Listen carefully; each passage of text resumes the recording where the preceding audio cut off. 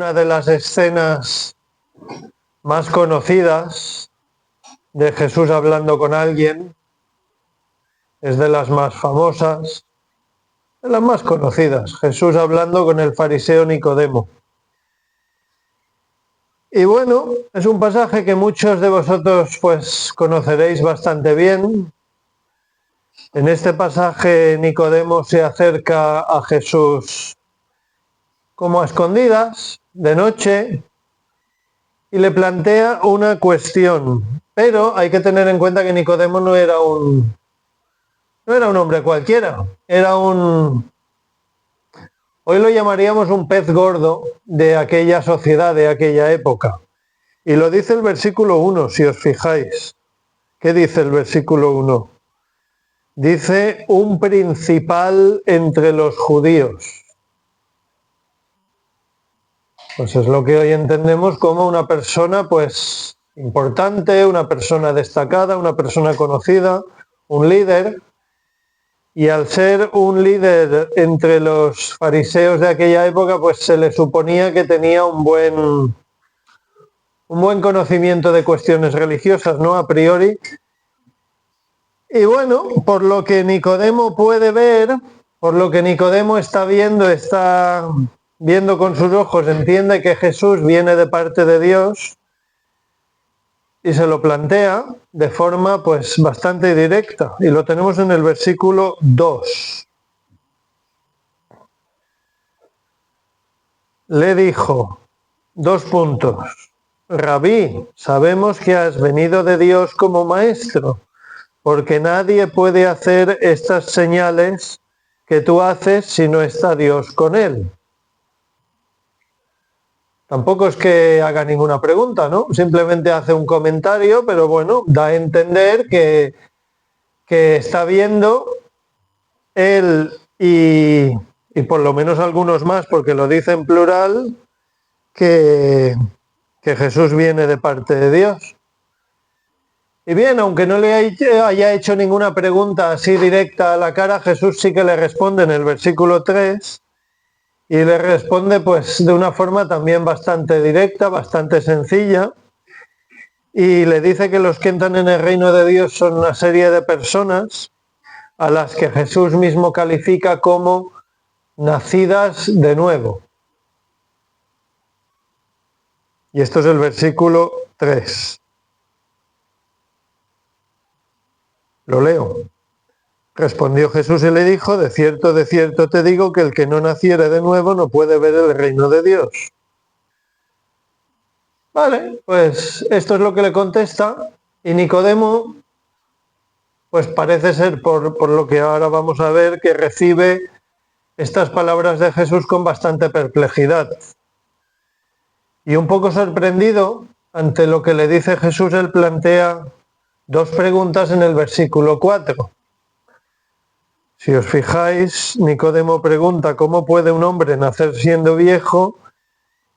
Y la segunda pregunta es más de lo mismo. ¿Puede acaso entrar por segunda vez en el vientre de su madre y nacer? Está claro que son dos preguntas de Nicodemo que van cargadas de duda, que muestran que no ha entendido bien las palabras de Jesús del versículo 3. Y por tanto a Nicodemo no le queda más remedio que indagar un poquito a ver si obtiene de Jesús una respuesta un poquito más comprensible. Lo que le había dicho Jesús, lo único que le había dicho hasta ahora, pues chocaba con la lógica más elemental, porque eso de nacer de nuevo a Nicodemo le parecía pues carente de toda lógica, eso que no le cuadraba para nada. Pero bueno, está bien que tengamos mucho cuidado nosotros con juzgar a Nicodemo con demasiada dureza, porque estamos aquí cómodamente sentados con aire acondicionado, unos 2000 años después, y yo qué sé, probablemente de haber estado nosotros ahí en el mismo lugar y en el mismo momento, cualquiera de nosotros no lo hubiera hecho mucho mejor. Es decir, Jesús lo que estaba haciendo es, le estaba explicando una verdad espiritual, pero estaba haciendo un uso de una imagen del día a día, que es la imagen del nacimiento de un niño. Lo que pasa es que Nicodemo no había pillado que aquello era una comparación, que era un simbolismo. Pero bueno, Nicodemo fue transparente en su honestidad, en su honestidad, simplemente le plantea a Jesús esas dos preguntas del versículo 4 para ver si obtiene una respuesta un poquito más comprensible, algo un poquito más masticable, algo que él pudiera entender. Nicodemo lo que quería era aclarar las dudas. Y ahora viene el versículo 5, que es cuando Jesús contesta de nuevo. Y visto que Nicodemo no lo pillaba con una respuesta breve, con una explicación breve, ahora Jesús le va a dar una explicación bastante más larga, que es la que abarca de los versículos del 5 al 8, si os fijáis. Y vamos a leerlo. Respondió Jesús: de cierto te digo, el que no naciere de agua y del Espíritu no puede entrar en el reino de Dios. Lo que es nacido de la carne, carne es, y lo que es nacido del Espíritu, Espíritu es. No te maravilles de que te dije, os es necesario nacer de nuevo. El viento sopla de donde quiere y oyes su sonido, mas ni sabes de dónde viene ni a dónde va. Así es todo aquel que es nacido del Espíritu. Bueno, pues Nicodemo ha recibido una segunda respuesta un poquito más amplia, un poco más extensa, un poco más aclaratoria. Y Jesús lo que ha hecho es aclarar un poco el tema del nuevo nacimiento, haciendo ya un poco de distinción entre lo que es físico por un lado y lo que es espiritual por el otro.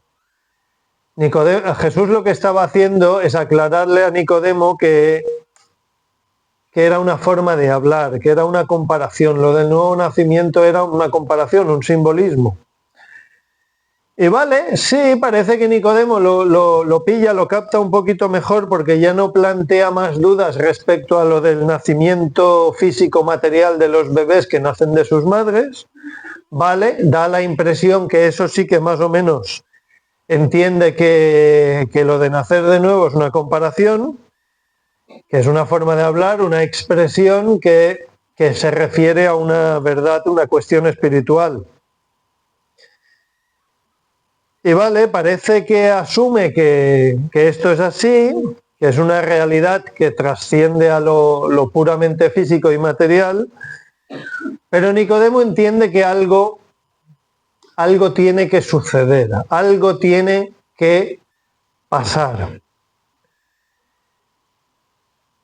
Y parece que nos da la impresión por el texto que Nicodemo lo capta más o menos bien, se da cuenta que algo tiene que suceder y en base a eso formula su pregunta del versículo 9.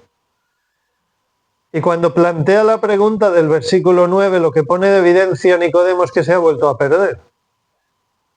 No lo ha pillado del todo. Versículo 9. ¿Cuál es la nueva pregunta de Nicodemo? ¿Cómo puede hacerse esto? ¿Cómo puede hacerse esto? ¿El qué? Pues lo que Jesús le ha dicho entre el 5 y el 8. Si Nicodemo plantea esta pregunta, ¿cómo puede hacerse esto en el versículo 9? Más o menos creo que se puede deducir que Nicodemo parece haber entendido las palabras de Jesús de los versículos 5, 6 y 7. Pero da la impresión que el versículo 8 ya se le ha vuelto a escapar. Pero bueno, es comprensible porque el versículo 8 justamente es otra comparación. Jesús usaba mucho de comparaciones. Y como Nicodemo parece no haber pillado lo del versículo 8, y es muy importante lo del versículo 8, pues Jesús a partir del versículo 10 le da una explicación aún más extensa para que lo comprenda. Y es tan extensa la respuesta de Jesús a partir del versículo 10 que dura hasta el 21.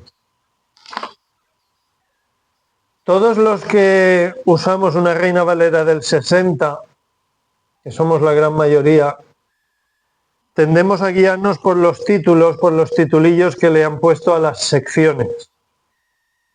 Y en ocasiones, a mí me gusta hablar de estos titulitos, en ocasiones yo explico que estos títulos son francamente útiles porque nos guían un poco de lo que va el texto y resumen bastante bien de lo que va el texto.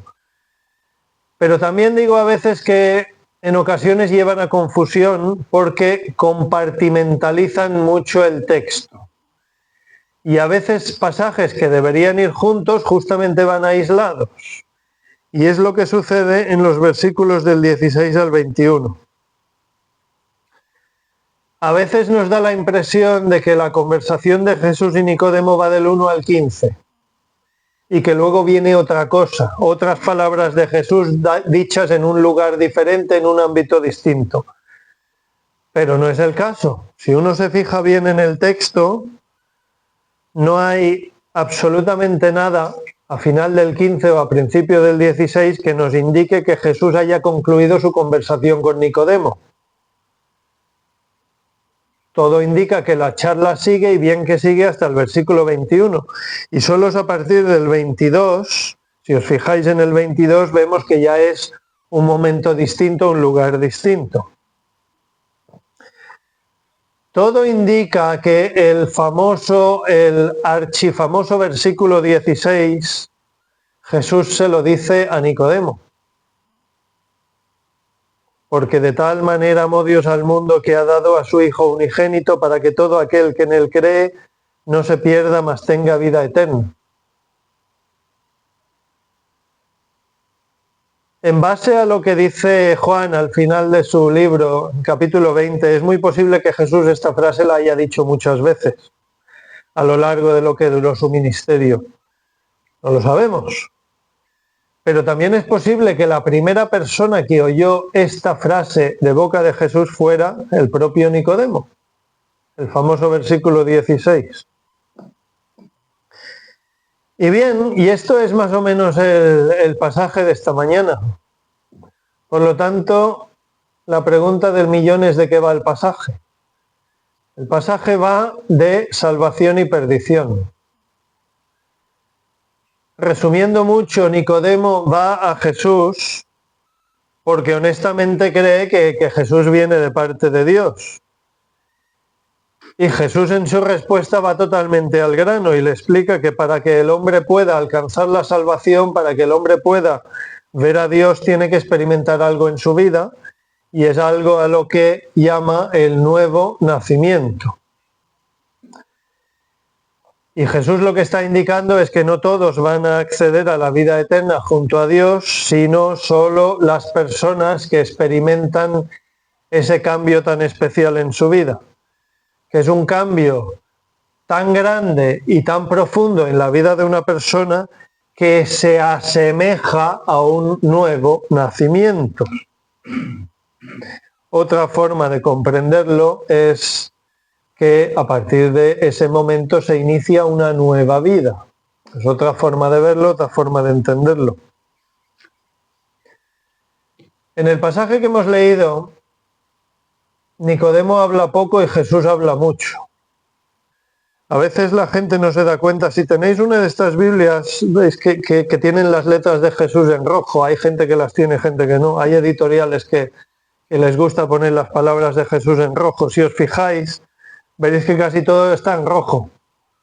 Nicodemo, las 3 veces que habla Nicodemo están en negro, son el versículo 2, que es la primera intervención de Nicodemo, muy breve, y Jesús contesta muy breve en el versículo 3. Versículo 4, segunda intervención de Nicodemo, Jesús da la respuesta un poquito más amplia, que es del 5 al 8, y la tercera pregunta de Nicodemo, que ya es cortísima, que es el versículo 9, y Jesús da una respuesta mucho más amplia, que es del 10 al 21, poniendo mucho énfasis, atención a esto, Jesús pone mucho énfasis en responder a esa última pregunta de Nicodemo. ¿Cómo puede hacerse esto? ¿Cómo es que sucede lo del nuevo nacimiento? Por lo tanto, ¿qué es lo que vamos a ver hoy? ¿Qué es lo que vamos a ver esta mañana? Pues vamos a ver este capítulo, está claro, Pero quiero que nos centremos mucho en el versículo 8.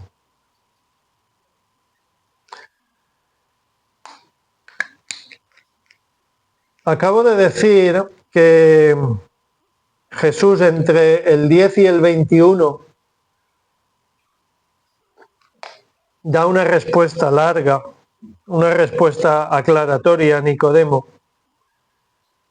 pero poniendo mucho énfasis en la última pregunta, que es la del versículo 9. Respondió Nicodemo y le dijo, ¿cómo puede hacerse esto? ¿Esto el qué? Pues lo he explicado antes. Nicodemo quería averiguar cómo sucedía eso del nuevo nacimiento, cómo se desencadenaba, cómo se llevaba a cabo ese cambio tan profundo dentro de una persona, a nivel espiritual en una persona, que Jesús lo compara de tan grande que es ese cambio con un nuevo nacimiento. ¿Cómo es que sucede eso? Eso es lo que quería saber Nicodemo. ¿Cómo sucede eso? ¿Cómo se desencadena eso? Y esa era la cuestión que Nicodemo quería aclarar porque no la entendía. Porque con toda la lógica del mundo, Nicodemo debía pensar que si podemos desencadenar ese suceso en la vida de las personas, entonces esas personas tendrían acceso a Dios, que es en última instancia la necesidad más profunda de cada persona en este planeta. Y antes he dicho, y lo voy a repetir de nuevo, que en la segunda intervención de Jesús, en los versículos del 5 al 8, cuando Jesús le da esa explicación un poquito más extensa y aclaratoria a Nicodemo que la primera, desarrollando la cuestión del nuevo nacimiento y haciendo la distinción entre lo físico y lo espiritual. Antes he dicho que Nicodemo parece que lo pillaba un poquito más, pero lo de la distinción entre lo de los bebés, lo físico, eso parece que sí que lo ha captado. Pero hay algo que se le escapaba a Nicodemo.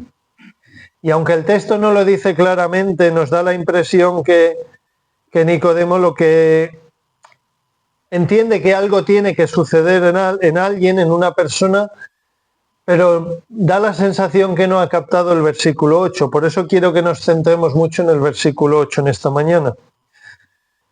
Nicodemo entiende que algo tiene que suceder y en base a eso plantea su pregunta del versículo 9. Pero también está poniendo de manifiesto que se ha perdido un poquito por el camino, que no lo ha pillado del todo. Y la nueva pregunta de Nicodemo es ¿cómo puede hacerse esto?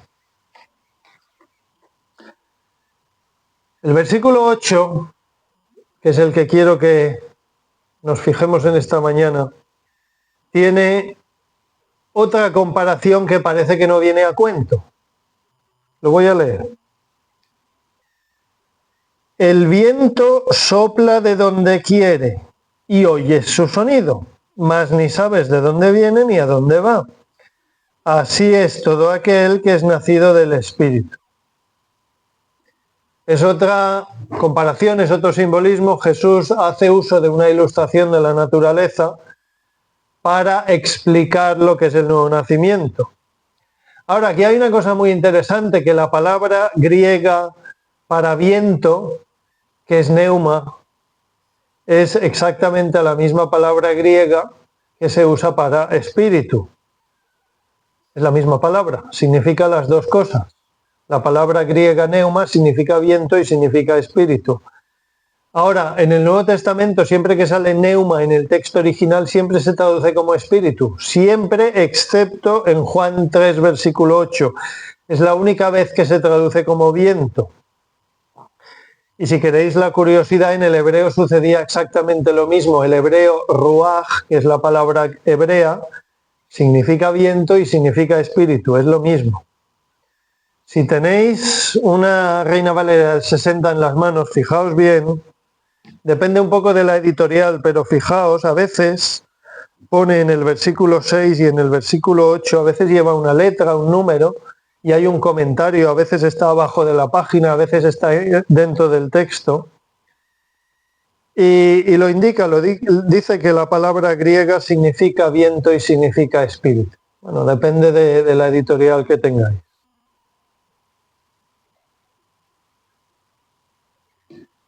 Jesús hace uso de un simbolismo. ¿Por qué? Pues podemos entender que la razón por la que Jesús usa esto es por la similitud, para enfatizar la similitud entre el Espíritu Santo y el viento. El viento es invisible, el viento no se puede controlar y no se puede entender completamente, pero sus efectos sí pueden verse con mucha claridad. De la misma manera, la obra del Espíritu Santo es invisible, es misteriosa y sobrenatural al producir un nuevo nacimiento. Hay gente que piensa que aquella noche, cuando Jesús y Nicodemo hablaban, pues que a lo mejor hacía viento. Es posible. La Biblia no lo dice, pero bueno, tal vez estuvieran hablando en la calle o en una casa. No está tampoco muy claro dónde hablaban, pero es perfectamente posible que mientras hablaban soplara el viento. Y quién sabe si el viento sopló aún más fuerte cuando Jesús estaba pronunciando el versículo 8.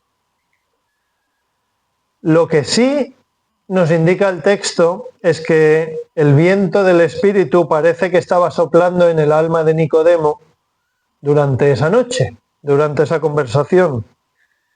Jesús usa la imagen del viento a modo de juego de palabras, porque aquí es un juego de palabras para describir la acción del Espíritu Santo. Los movimientos del Espíritu de Dios son como el viento.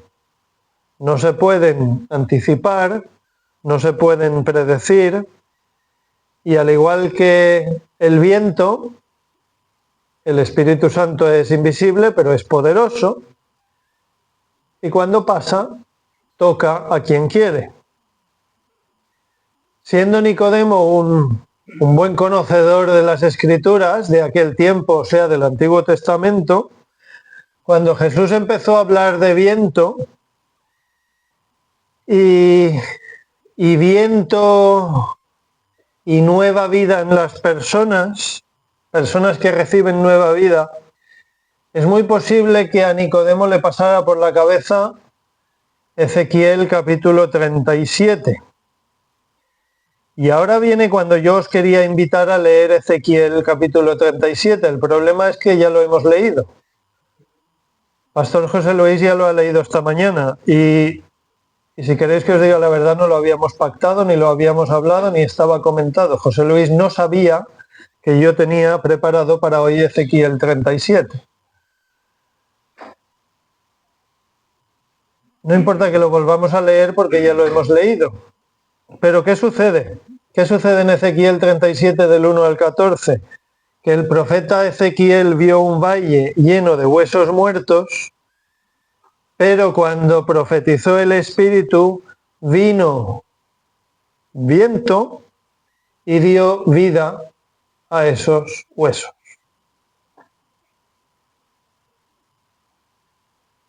¿Cómo llegó la vida a esos huesos? Pues a través de dos elementos. El milagro vino por la combinación de dos cosas: el Espíritu de Dios y la palabra de Dios. La enseñanza básica de ese pasaje, la enseñanza básica de Ezequiel 37, es que la nueva vida llega por la combinación de palabra de Dios y Espíritu de Dios. Y si volvemos a Juan capítulo 3, los tiempos de Jesús, Nicodemo y sus compañeros religiosos fariseos eran muy religiosos, pero en el fondo eran una tropa de muertos espirituales. Eran ciegos guías de ciegos. Y ¿qué necesitaban Nicodemo y sus compañeros fariseos? Pues necesitaban el nuevo nacimiento que viene de lo alto. La cosa está en que la comparación tiene mucho sentido. El viento tiene libertad de acción con respecto a los designios del hombre. El hombre no puede controlar el viento, no podemos controlar el viento, al igual que el espíritu. No se puede ver el viento, lo he dicho antes, pero sí se pueden ver sus efectos. Y sucede exactamente lo mismo con el Espíritu Santo.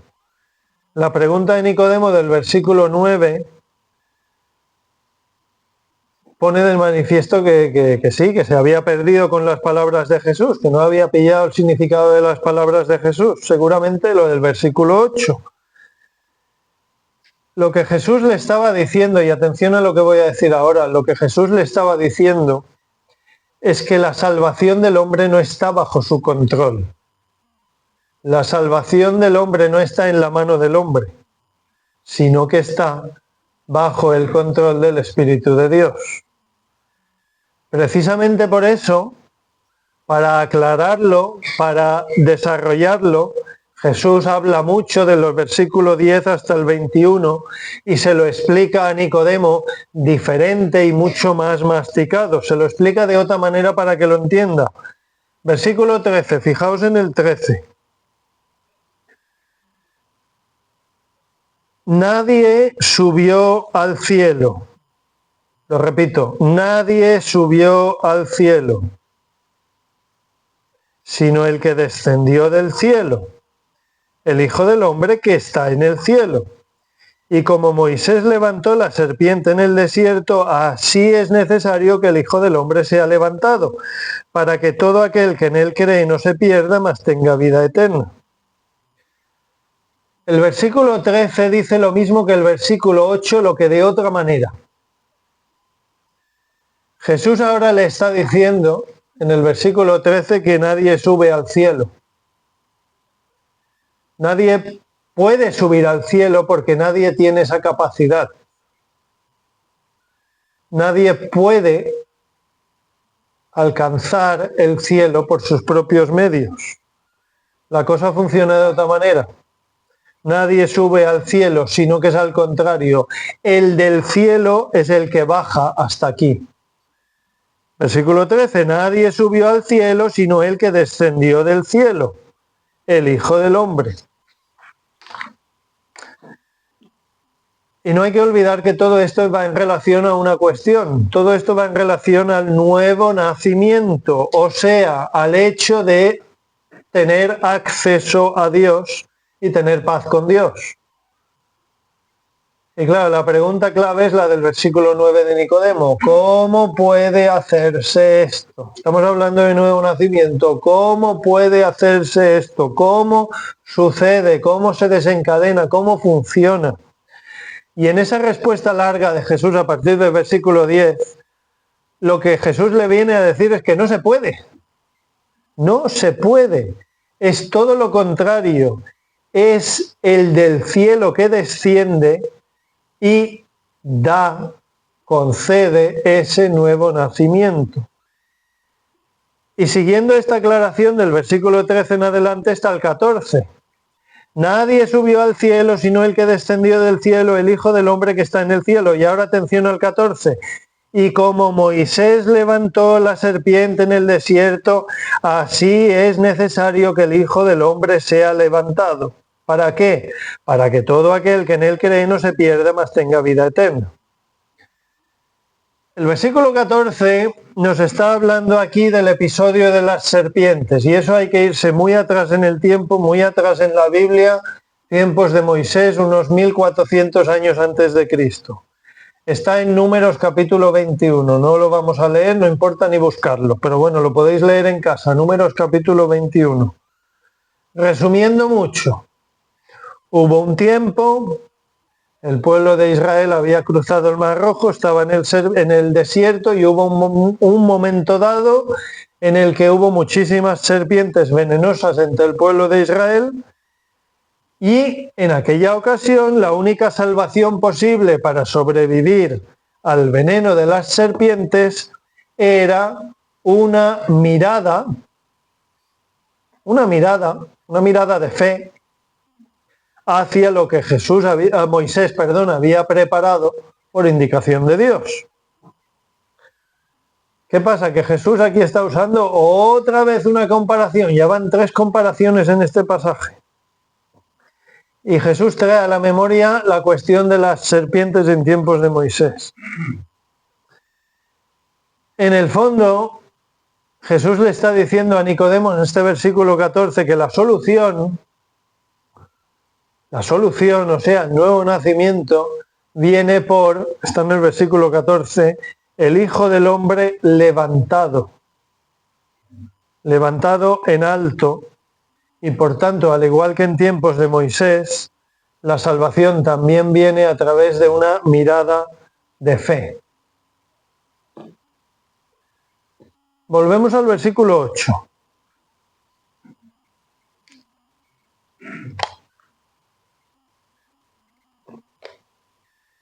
Versículo 8. El viento sopla de donde quiere y oyes su sonido, mas ni sabes de dónde viene ni a dónde va, así es todo aquel que es nacido del Espíritu. Quiero volver a la cuestión que he hablado antes de las similitudes de la acción del viento y la acción del Espíritu Santo. Lo he dicho antes, pero lo quiero volver a repetir. Tanto el Espíritu de Dios como el viento actúan de forma soberana, ¿no? Soberanamente, y el hombre no puede controlar ninguno de los dos. Se percibe la presencia de ambos, tanto del viento como del Espíritu, por los efectos. Por los efectos se puede percibir que ha estado allí. Pero ¿de dónde surgen? Pues surgen de factores invisibles que no alcanzamos ni a entender ni a comprender. La acción del Espíritu sobre el alma de una persona, sobre el alma de un pecador, es como la acción del viento en el mundo natural.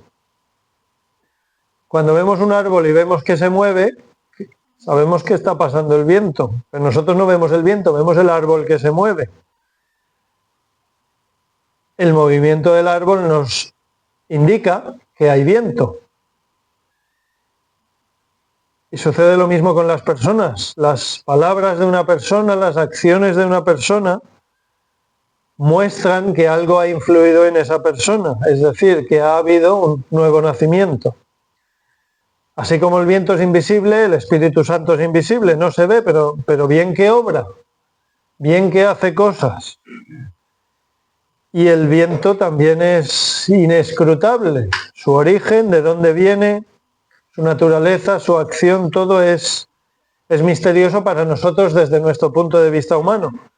No se puede saber con certeza ni de dónde viene ni a dónde va. Y las obras del Espíritu Santo son igualmente, pues, misteriosas y secretas. Pero bueno, sin el Espíritu de Dios no hay vida en absoluto. Ezequiel 37. Pasa lo mismo con el viento para que las plantas sean polinizadas y la vegetación se extienda. Es otra forma de entenderlo, la comparación. Y si os fijáis en la parte final del 8, lo último del 8, el versículo 8 se puede dividir en 3 o 4 partes. Lo último, ¿qué dice lo último? Así es todo aquel que es nacido del Espíritu. Jesús está hablando de personas aquí. Está trasladando la comparación del viento y la acción del Espíritu Santo, lo está trasladando a la vida real, a las personas, a las almas de las personas.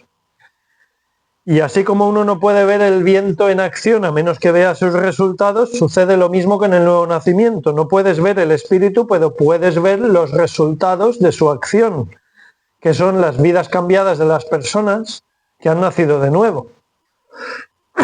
Perdón. ¿Qué es lo importante?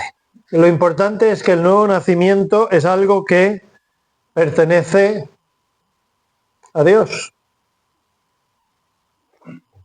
Y no siempre se puede comprender la dinámica espiritual en la regeneración de una persona. Hay gente que puede recordar el día, el año y el momento de su nuevo nacimiento. Y hay otras personas que no pueden. Pero bueno, uno no recuerda su nacimiento físico. Y una persona puede ser incapaz de recordar su nacimiento espiritual. Porque claro, hay una pregunta que es un poco tonta, pero si alguien te pregunta ¿cómo sabes que naciste? Porque no estuviste ahí para presenciarlo, hombre, pues dirías que el hecho que hoy tienes vida es prueba suficiente de que en su día naciste, ¿no? Pues es así de simple. Por la misma analogía, si te preguntan cómo sabes que has nacido de nuevo, pues tu respuesta debería ser por la nueva vida que ahora hay en mí. Esa nueva vida, con nuevos deseos, nuevas motivaciones, nuevas esperanzas, nueva dirección, es la prueba, la nueva vida es la prueba de que ha habido un nacimiento, un nuevo nacimiento de lo alto por el Espíritu de Dios y la palabra de Dios.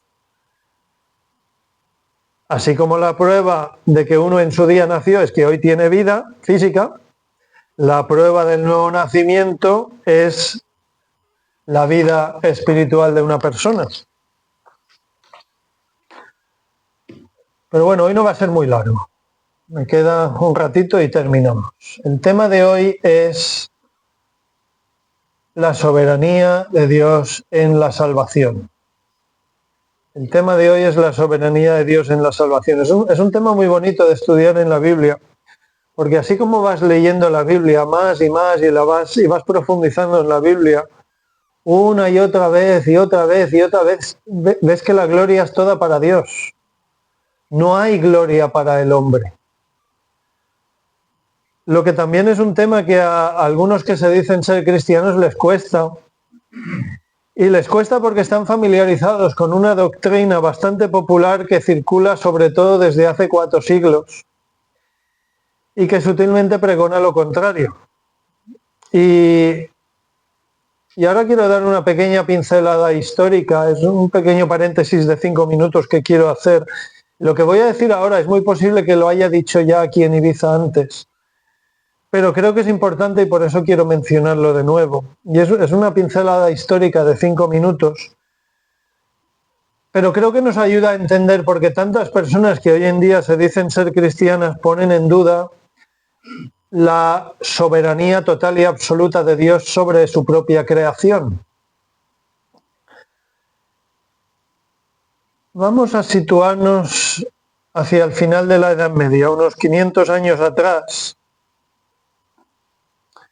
Hay que tener en cuenta que los últimos siglos de la Edad Media la Biblia estaba vetada al pueblo por la jerarquía eclesial. Y cuando la Biblia empieza a circular, gracias a la imprenta y a las traducciones, empieza a circular traducida a los idiomas del pueblo, toda la estructura del papado se reorganizó a través de un gran concilio de 18 años de duración, en el que acotó sus creencias para hacer frente a todos aquellos que se llamaban reformadores en aquella época, que lo que querían era limpiar la Iglesia de desviaciones y de herejías. Aquello se llamó el Concilio de Trento. El Concilio de Trento sucedió a mediados del siglo XVI y marcó un antes y un después doctrinalmente. Es un gran concilio de líderes del catolicismo que duró 18 años, y a partir de ese punto, algunos de los pasajes más molestos para la Biblia del catolicismo fueron reinterpretados. Y hacia finales del siglo XVI, ya nos ponemos a finales del siglo XVI, los primeros reformadores ya habían muerto, Lutero, Calvino, etcétera, todos esos ya habían muerto. Hacia finales del siglo XVI se empiezan a desarrollar estas nuevas doctrinas que lo único para lo que sirven es para sostener al papado y hacer frente a los reformadores que iban con la Biblia en la mano. Y hay un sacerdote español llamado Luis de Molina. Nació en 1535 y murió en el año 1600. Desarrolló una doctrina en torno a la preeminencia del libre albedrío de las personas por encima de la soberanía de Dios. Y esta doctrina al principio se llamó molinismo, porque el que la desarrolló se llamaba Molina de apellido, pues el molinismo.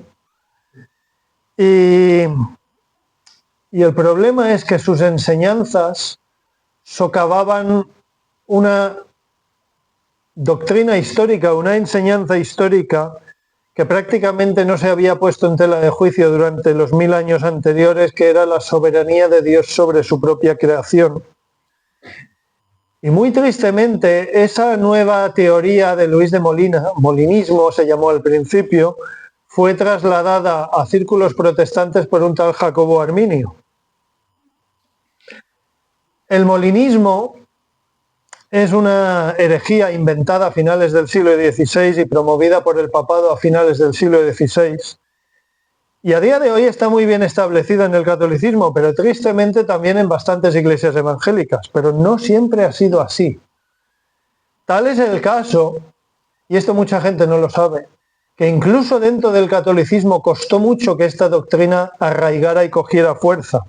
Y no fue hasta bien entrado el siglo XVII que esta doctrina empezó a coger fuerza dentro del catolicismo. Porque es verdad que durante toda la Edad Media la Iglesia oficial se había ido desviando gradualmente. Lo que he dicho antes, habían vetado la Biblia, lo cual era una barbaridad, habían desarrollado doctrinas que no cuadraban con la Biblia, el acceso al cielo en base a las indulgencias, la penitencia, eso del perdón de los pecados por la mediación del sacerdote, todo eso no era bíblico y todo eso se había desarrollado durante la Edad Media. Pero la soberanía de Dios no se había puesto en tela de juicio. Lutero, Calvino y los primeros reformadores no tuvieron que lidiar con esto porque no había debate. Fue la introducción del molinismo a finales del siglo XVI que supuso un choque de trenes dentro de la Iglesia oficial, dentro de la Iglesia católica. Y poner en tela de juicio la soberanía de Dios para muchos fue una auténtica barbaridad y una desviación teológica demasiado grande. Y estoy hablando puramente de gente que se consideraba católica romana. Se le dio un nombre al conflicto, lo podéis buscar por Google si os interesa, polémica de auxiliis, con 2 is al final. Y fue una disputa interna dentro del catolicismo, muy fuerte, de finales del siglo XVI y principios del siglo XVII, pero fue algo totalmente interno del catolicismo. Ahí los protestantes no tuvieron nada que ver, ni pinchaban ni cortaban, era totalmente ajeno al movimiento protestante. Fue una confrontación interna dentro del catolicismo y fue tan fuerte la confrontación que los dos bandos enfrentados tuvieron que pedir la mediación del Papa Pablo V. En esa controversia chocaron las dos órdenes religiosas más poderosas de aquel momento. Y una, que era la de los dominicos, que habían dominado con mano de hierro la Iglesia durante siglos, eran los que llevaban la Inquisición. Los dominicos se resistieron con todas sus fuerzas, con uñas y dientes, a esas nuevas ideas que propugnaba el molinismo, que realmente no eran nuevas. Las ideas de Luis de Molina no eran nuevas, no era más que la herejía pelagiana del siglo V reempaquetada y con otro envoltorio.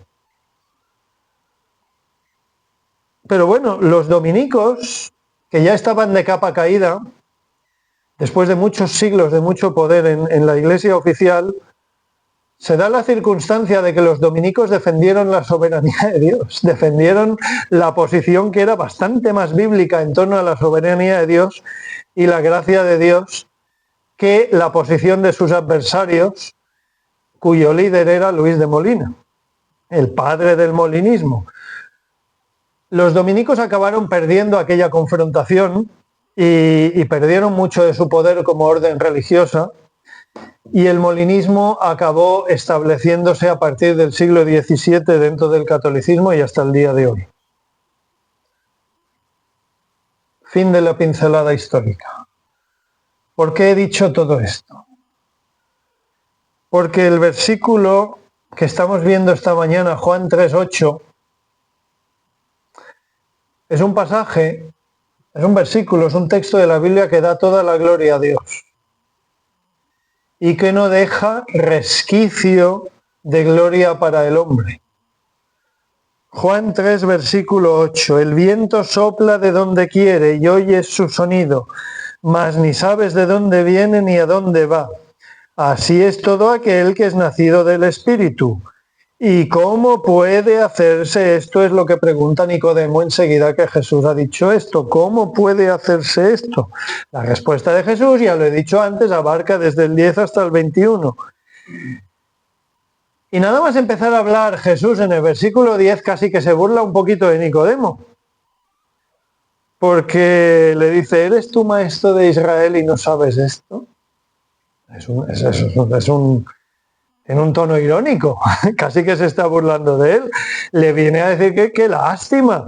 Tanto que se suponía que los fariseos dominabais la palabra de Dios, que era el Antiguo Testamento de aquel tiempo. Y Nicodemo no entendía que el cambio de un corazón pecaminoso lo obraba Dios. Porque el hombre espiritualmente muerto en su pecado no puede. Por eso Jesús le tiene que recordar en el versículo 13, nadie subió al cielo. Nadie es capaz de subir al cielo por su esfuerzo personal. Nadie del Antiguo Testamento, ni uno de todas las vidas de las personas que leemos en el Antiguo Testamento, ni uno se hubiera salvado si no hubiera sido por la mano misericordiosa de Dios.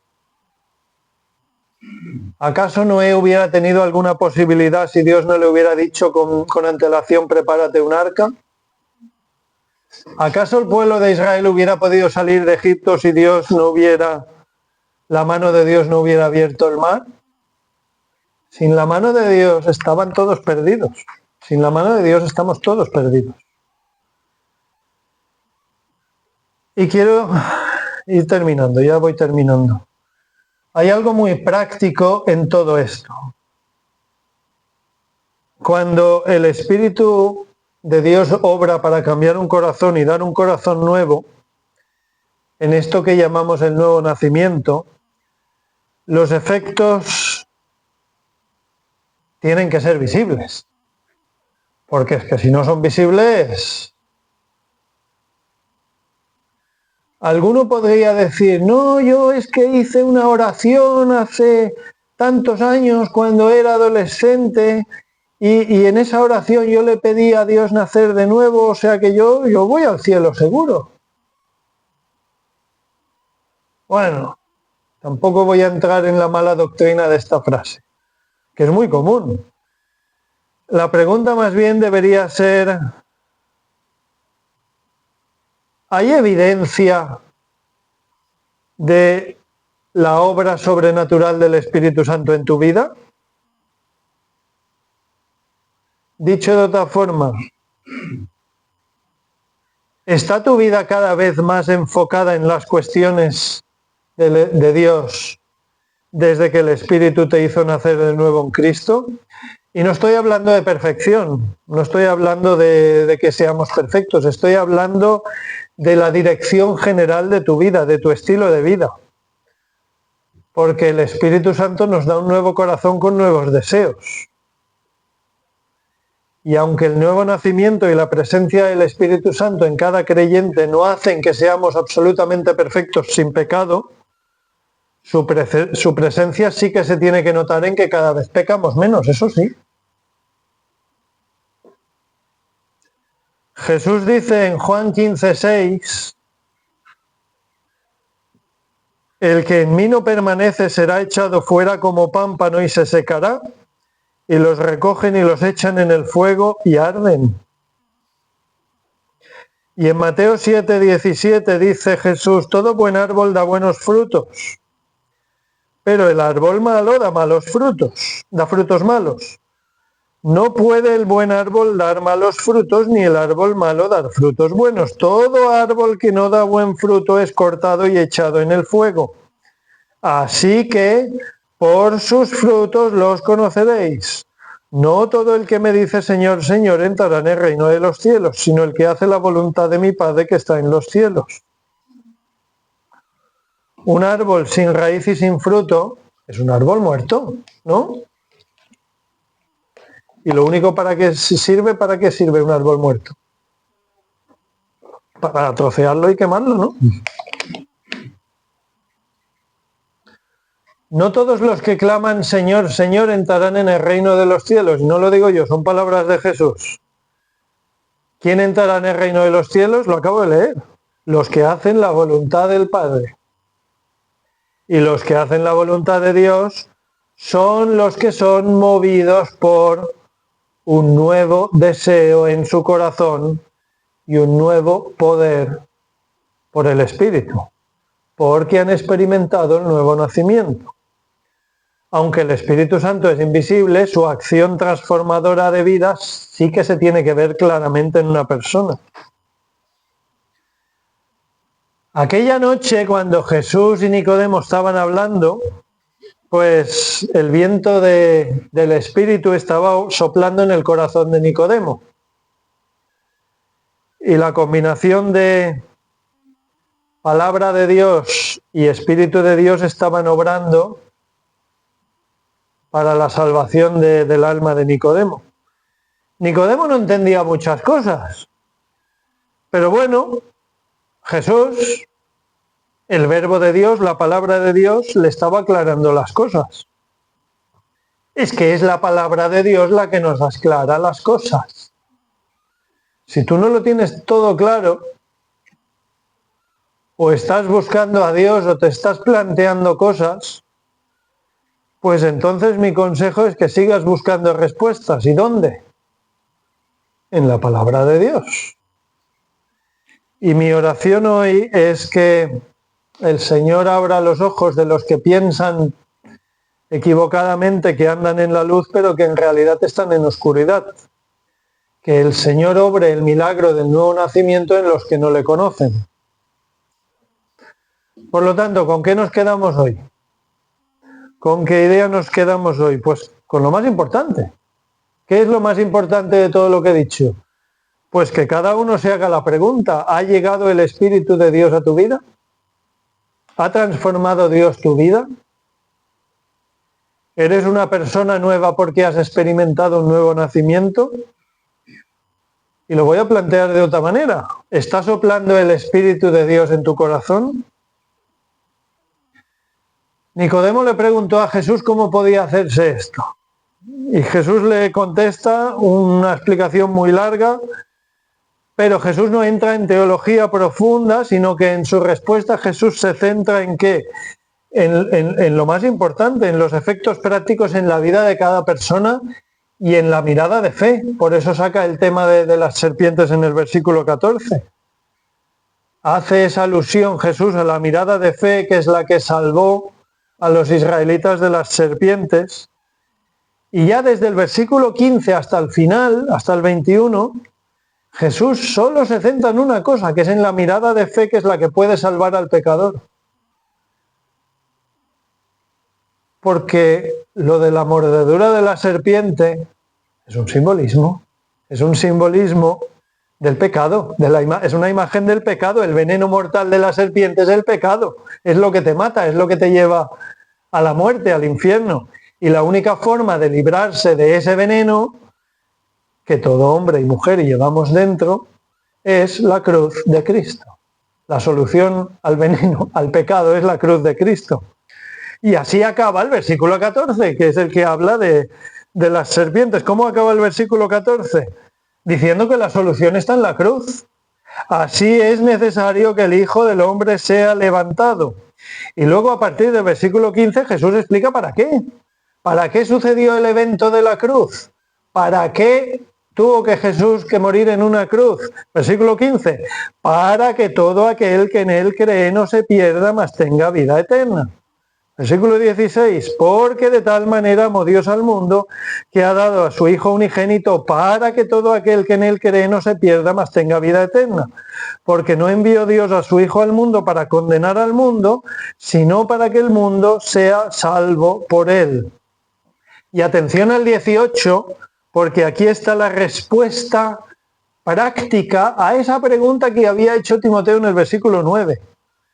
En el 18 está la respuesta ya lo más clara, lo más práctica posible a esa pregunta. Nicodemo, ¿querías respuesta? Pues aquí tienes la respuesta en el versículo 18. El que en él cree no es condenado, pero el que no cree ya ha sido condenado, porque no ha creído en el nombre del unigénito Hijo de Dios. Termino.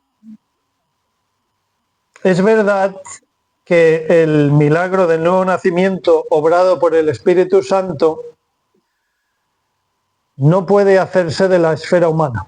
Es verdad que ese milagro del nuevo nacimiento no lo podemos desencadenar desde la esfera humana. Pero también es verdad que creyendo en la obra de Jesús en la cruz hay vida eterna. Tú no puedes doblegar la voluntad de Dios. Tú no vas jamás a doblegar la voluntad de Dios, pero tú sí puedes creer. Una cosa no está reñida con la otra. Es más, una es el resultado de la otra. Y gloria a Dios por ello. Si tú aún no crees, pues ¿qué te puedo decir? Cree en el Señor Jesucristo y serás salvo. Amén.